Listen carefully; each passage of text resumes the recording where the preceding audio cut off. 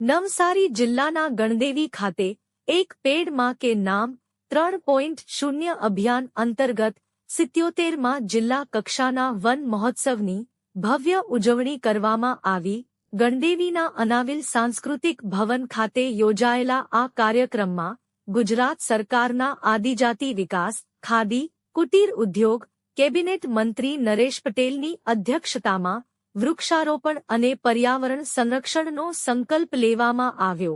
કાર્યક્રમમાં જિલ્લા પંચાયત પ્રમુખ નિરાલી નાયક, નવસારીના ધારાસભ્ય રાકેશ દેસાઈ સહિત અનેક મહાનુભાવો ઉપસ્થિત રહ્યા હતા.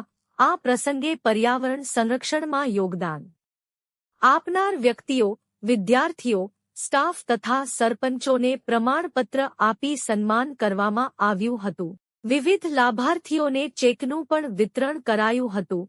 મહાનુભાવોના હસ્તે વૃક્ષ રથને લીલી ઝંડી આપી પ્રસ્થાન કરાવવામાં આવ્યું. ત્યારબાદ મહાનુભાવોએ વૃક્ષારોપણ કરી હરિયાળા નવસારીનો સંદેશ આપ્યો.